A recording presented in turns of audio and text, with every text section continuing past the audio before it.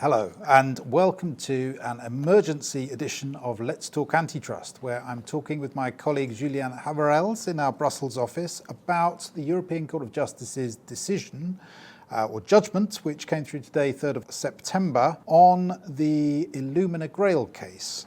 This is a really important judgment, a landmark decision in many ways because of the context of Illumina Grail, which is the first case which the European Commission had run repurposing Article 22 of the merger regulation to try to capture transactions which did not meet the notification thresholds either at EU level or at national level amongst the EU member states. And in this case, the Commission had, working with the national authorities, managed to get the French National Competition Authority to refer the case under Article 22 to Brussels. The Commission had then investigated Illumina's acquisition of Grail and prohibited the transaction under this Article 22 mechanism, which we'll go on to talk about. This has now been escalated through the European courts, and with the Court of Justice's judgment today, we now know that the Commission is not going to be able to use this approach anymore because the judgment has found that Article 22 should not have been used for these purposes. So Julien, to start off, could you tell me a little bit more about the background of this Article 22 procedure and what the court has decided? Hello, Ian. Sure. As everyone knows, Article 22, originally known as the Dutch clause, was initially designed to fill an enforcement gap at a time where certain member states did not have their national merger control rules, and then it allowed this member state to refer concentration for review to the European Commission, subject to certain conditions being met. Regarding the decision, earlier this year, following the Illumina's appeal against the General Court decision upholding the European Commission decision to accept jurisdiction, Advocate General Emiliu issued his non-binding opinion, suggesting that the ECJ should set aside the General Court judgment and annul the European Commission acceptance of the referral request, based on the fact that they both improperly interpreted Article 22. And that's exactly what the ECJ did. In short, the ECJ has decided, based on the various interpretation of Article 22, that the Commission is not authorized to encourage or accept referral of proposed concentration without a European dimension from national competition authority, where those authorities are not competent to examine this concentration under their own national law because the thresholds are not met.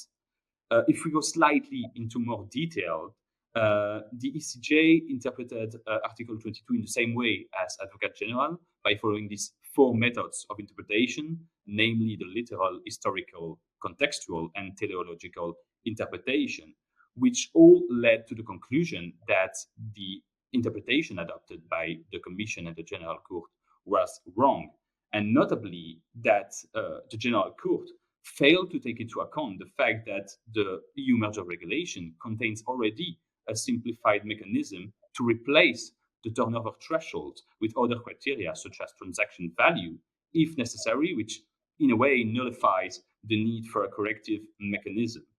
And similarly, the historical interpretation of notably the preparatory works of the EU merger regulation do not support either that wrongful interpretation.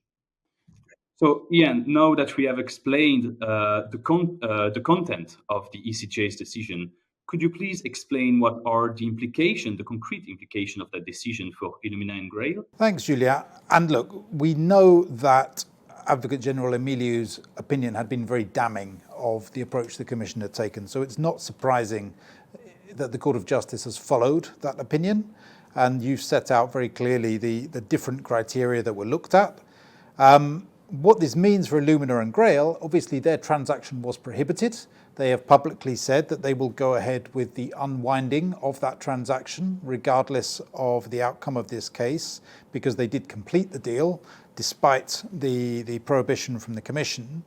And that means that the various other ongoing litigation that the parties are involved in are now in a very different position. So, for example, the €432 million fine that was imposed by the Commission for gun jumping in Illumina's decision to complete the transaction despite the Commission's attempt to prohibit it, now looks very different in the context of the Court of Justice's decision.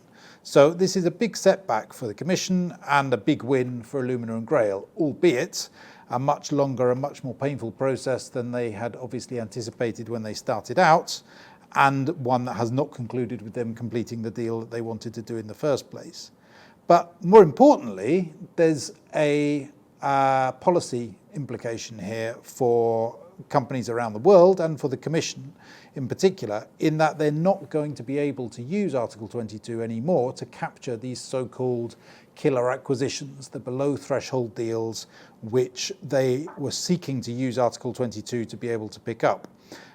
Now, one of the things that I think will happen as a consequence of this is that the Commission, together with the European national member states authorities, will be thinking about how else they can get hold of the ability to review and, if necessary, intervene in respect of these below threshold killer acquisition type deals.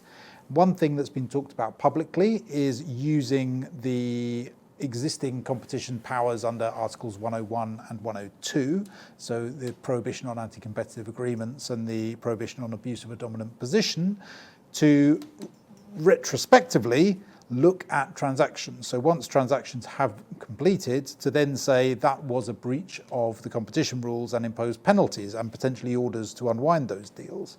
The French authority did something similar in the Towercast case, using the French dominance rules, which has garnered a lot of attention. But personally, I think it's going to be difficult to imagine use of those ex post powers in an extensive way in future to control mergers, just because those cases take so long and are really not an efficient way of controlling market behaviour. Another possibility, of course, is that the Commission change the EU merger thresholds, which is something back in 2021 they said they didn't need to do, and they issued the guidance that said they could use Article 22 for these situations, which of course they're no longer going to be able to do.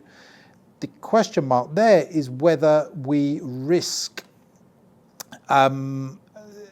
reopening industrial policy debates. If you reopen the EU merger control thresholds, whether there are political voices which will seek to make further changes to the merger regulation, which the Commission does not want, which might be designed to protect European champions' national interests within the EU. So that's something which the Commission will be cautious about.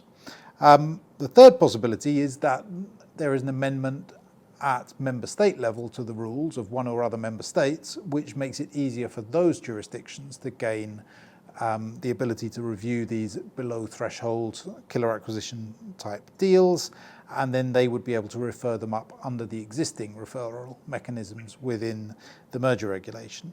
So we'll see, but there's going to be a lot happening in this space, and it will need to be watched closely in the coming months. And of course, Julien, one area that I haven't touched on is the Digital Markets Act, where again, there is a really important implication of this judgment. Do you want to talk a little bit about that? Indeed, Article 14 of the Digital Markets Act imposes an obligation on the designated gatekeepers to inform the Commission about the concentration that relates either to core platform services or to the collection of data.